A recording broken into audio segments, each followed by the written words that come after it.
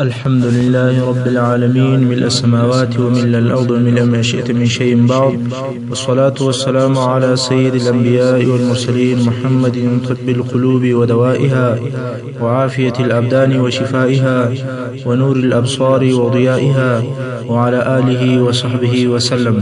أما بعد، د خلفای راشدینو د سیرت لسمه برخه. په تیره برخه کې مو د یمامې د جنگ بیان تر دې ځای رسولی و چې د یمامې خلک په کلا باندې ننوتل او مسلمانانو کلا ته لار پیدا که ورننوتل، نو دلته شدید جنگ شروع شو.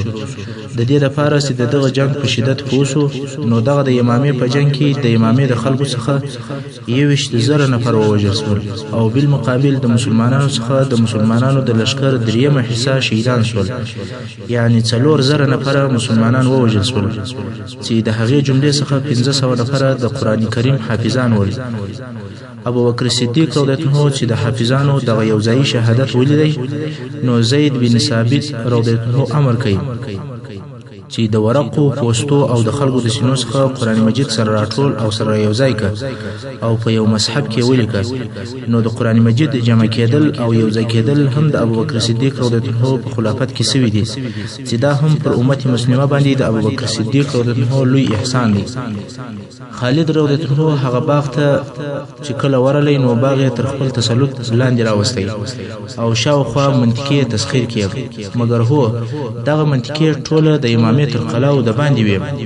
دلته نو مجاع ابن مراره هغه چې د خالد رضی الله عنه سره بندي و، هغه د خالد رضی الله عنه سره د ملاقات غوښتنه وکوله. خالد رضی الله عنه هم اجازه ورکړه. مجاع وویل: یا خالد، والله دغه ستاسې جنګ ته نه ول راوتلي، مګر هغه تلواریان راوتلي ول، یعنی هغه کسان چې په جنګ کې ډیر تلوار کوي هغه تاسې ته راوتلي ول. کم کسان چې په کلاو کې دي هغه لا تر اوسه نه دي راوتلي، کلا په خلکو ډکې دي.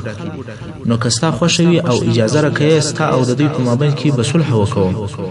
هغه هم داسې صلح چې د یمامې نیم حاصلات به تاسې مسلمانانو ته درکوو او تاسې به بیرته ځئ.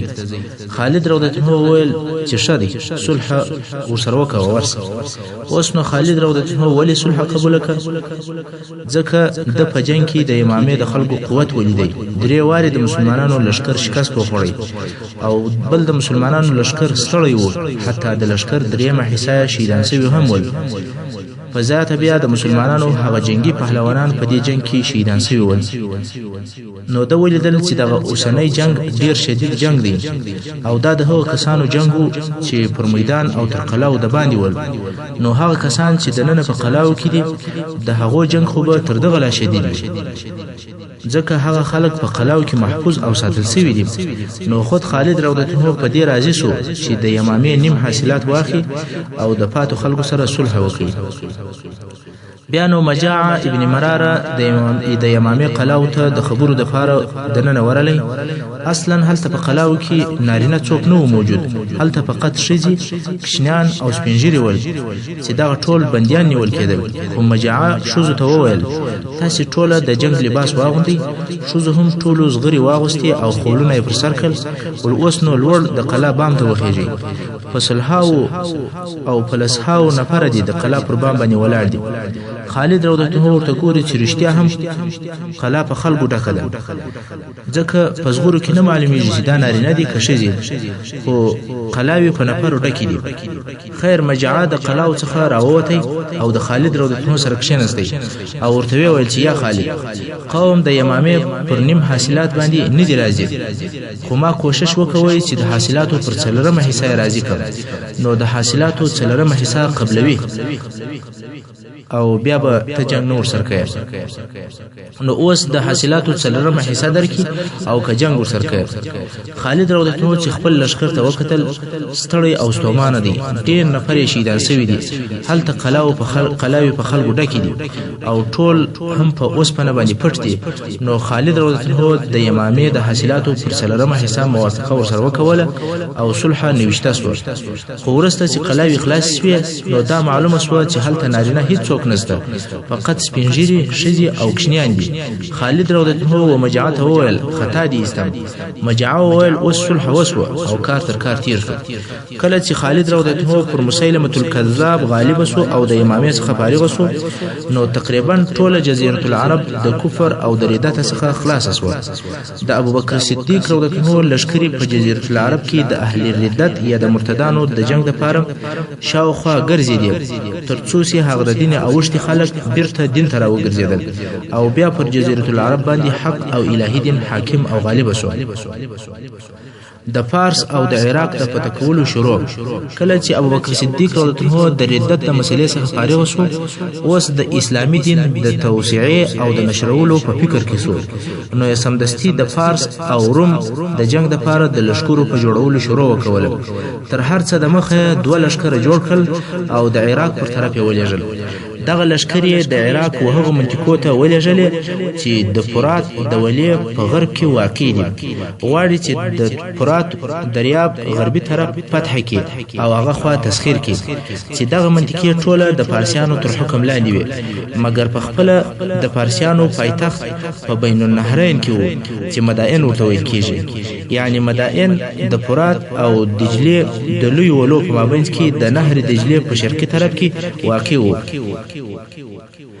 مگر د فرات د غربي طرف اوسیدونکي ټول عرب ول چې ځینې نصارا او ځینې بت پرستان ول او د فارسیانو د حکم تابع ول څنګه چې ابوبکر صدیق رضی الله عنه غوښتل چې اول د عربو په منطقه شروع کړي نو ځکه اولنی دوه لشکره د عراق جنوبي طرف ته ولېږل د اول لشکر قومندان خالد ابن ولید رضی الله عنه او د دویم لشکر قومندان قعقاع ابن عمر رضی الله عنه او دریم لشکر د عیاض ابن غنم په مشري باندې د عراق د شمال پر طرف ولېږي او تر هغه وروسته یو بل لشکر هم جوړ کړي هغه هم پسې ولېږي چې دغه ټول لشکري به د عراق په فتح کولو کې یو د بل سره کومک کوي عیاض ابن غنم رضی الله عنه د عراق په شمالي طرف شروع وکوله مګر څنګه چې هلته مقاومت شدید وو نو زیات مخته نه سوی تللی او کمزای هم نه دی فتح کړی نو د عراق ټول فتوحات د خالد ابن ولید رضی الله عنه د طرفه شروع شول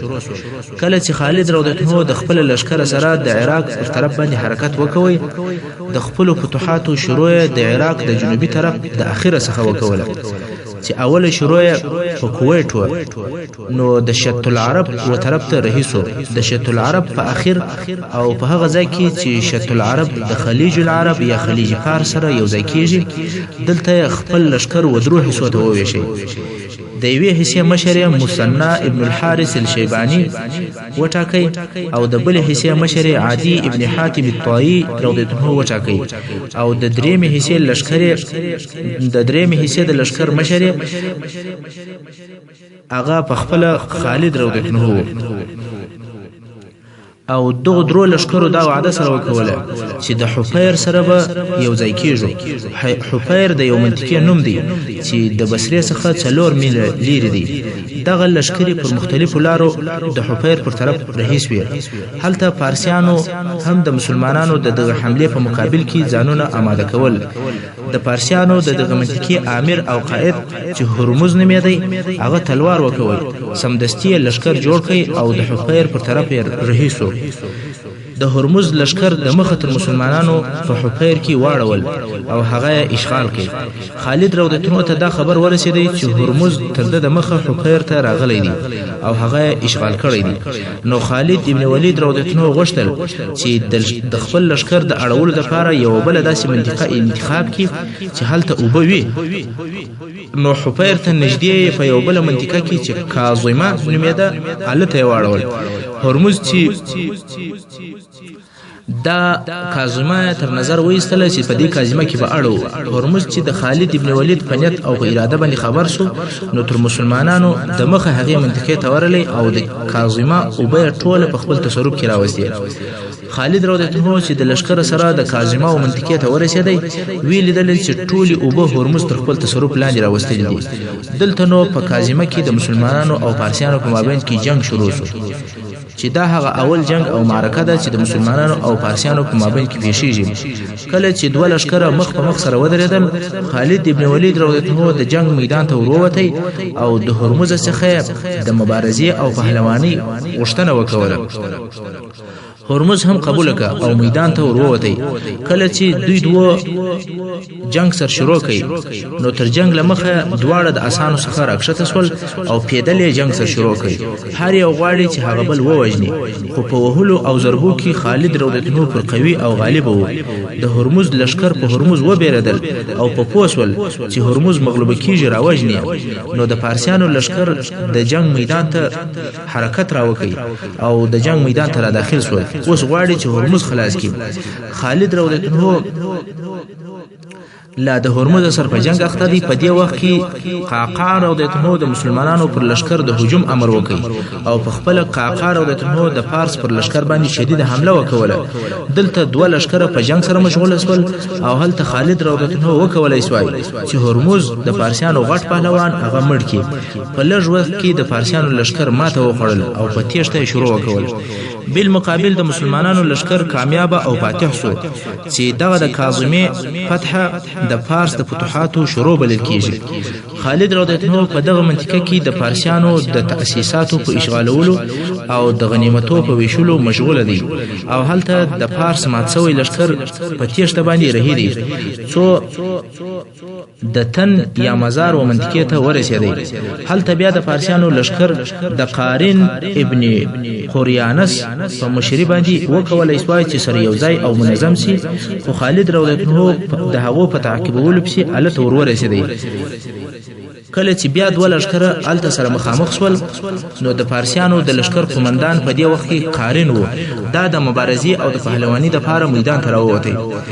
خالد رضی الله عنه وغوښتل چې د دوه مقابلې ته خپله وروځي، مګر د مسلمانانو څخه یو نفر و چې نوم یې معقله ابن اعشا ابن نباش رضی الله عنه هغه سمدستي په تلوار وروتی. سره د دې چې دغه معقله رضی الله عنه د مسلمانانو د مشهورو پهلوانانو او قومندانانو څخه هم نه و، خو په لږ وخت کې قارن ووژی او مړ یې کړ. فارسیان په تعجب کې سول چې دغه نفر خو د مسلمانانو د لشکر د قومندانانو څخه هم نه دی، بلکې د عسکرو د جملې څخه یو عادي نفر دی او راووتی او زموږ لوی قومندان یې رامړ کړ. دا یو قوي قوم دی، موږ د هغو سره مقابله نشو کولی. فقط د فارسیانو د لشکر د قومندان په وژلو سره هغه نور لشکر په تیښته شروع وکوله او خالد رضی الله عنه په پسې دی. فارسیان د بیرې په سبب خپل ځانونه و نهر او ولې ته وراچي او مسلمانان یې وژني.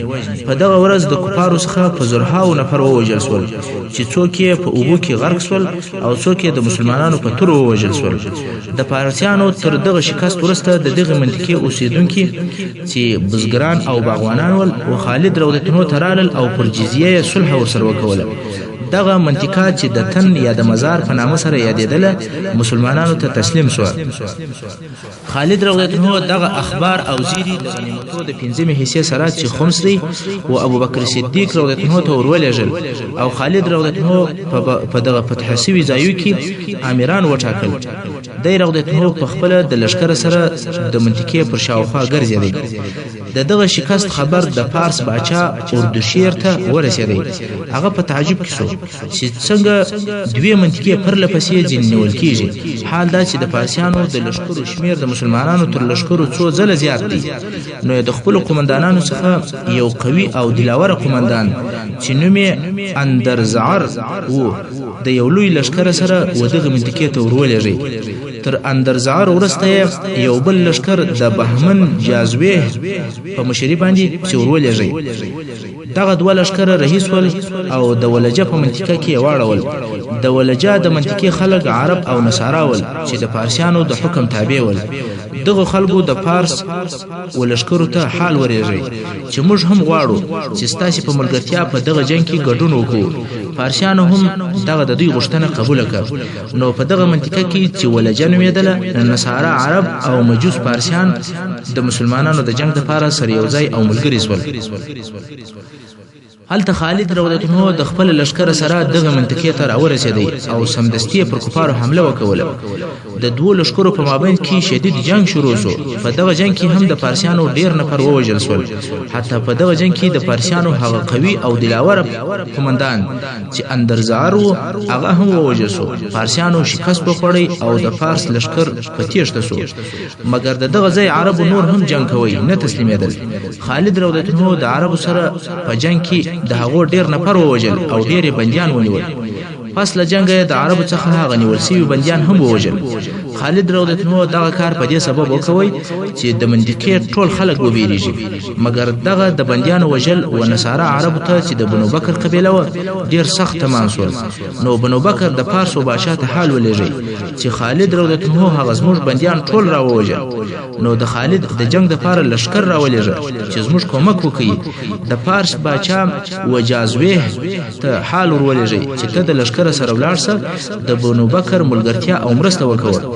جازویه تر دې ځان لوړ وبلی چې دی په خپله د عربو کومک ته ورسي.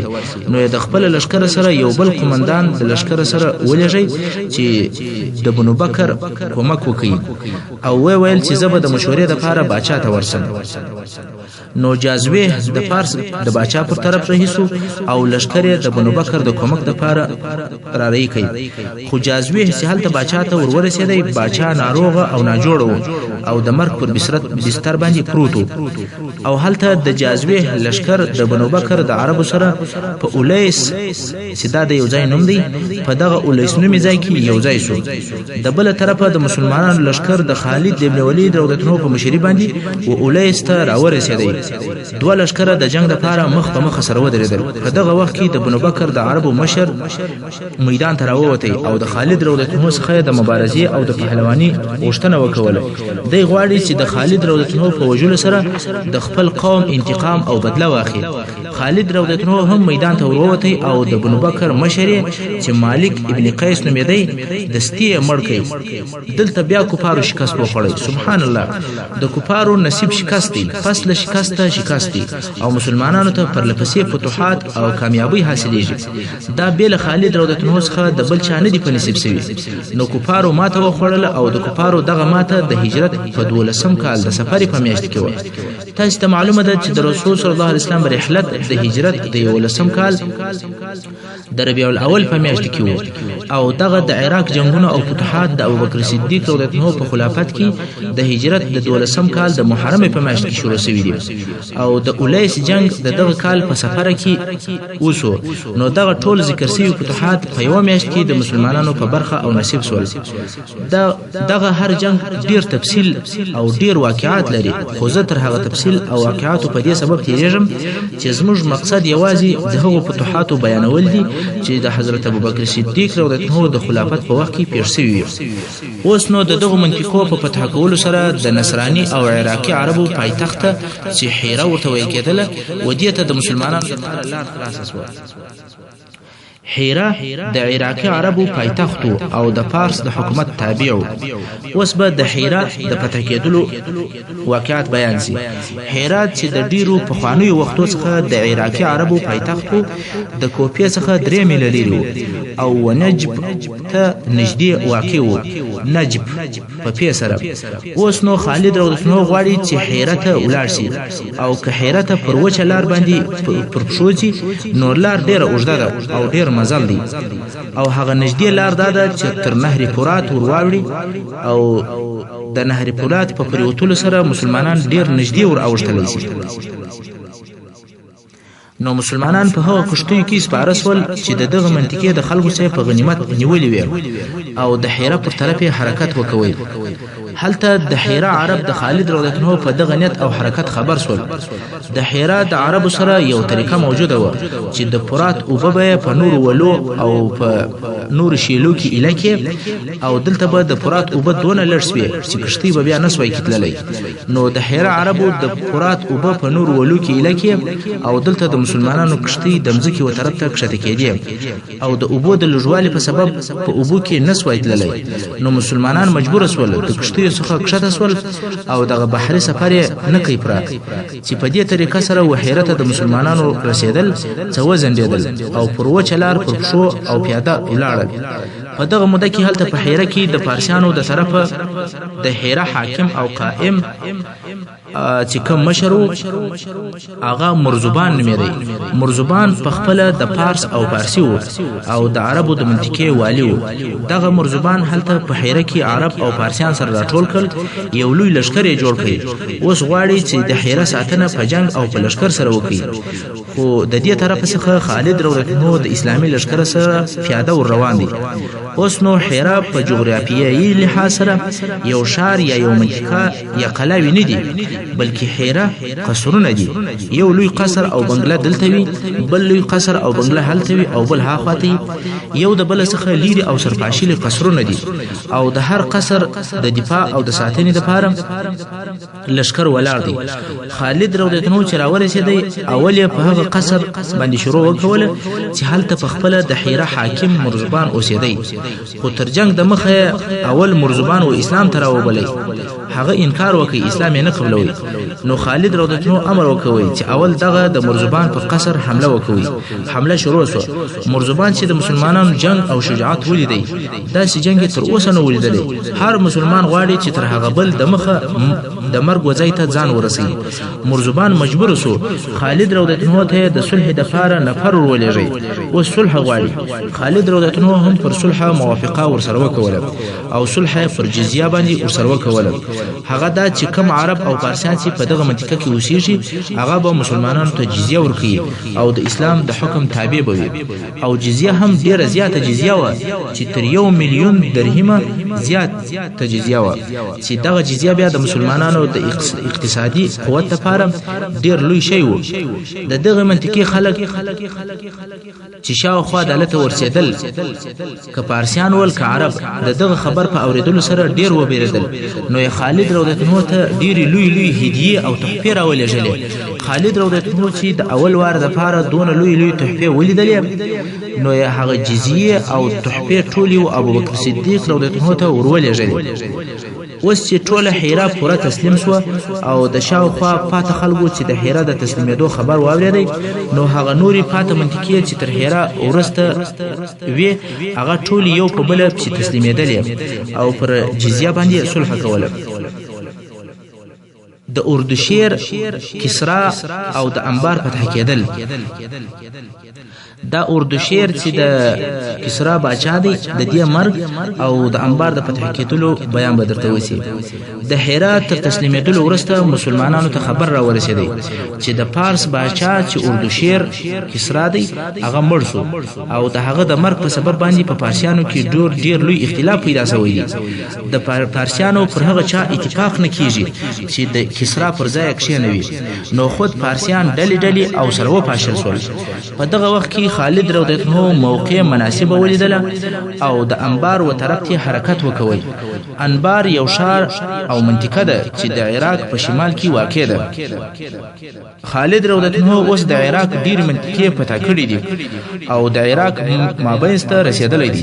پارسیانو ته چې دغه خبر ورسېدی چې خالد د انبار پر طرف را رهیدي، ولموږ باید خامخا اتفاق ته ورسېږو.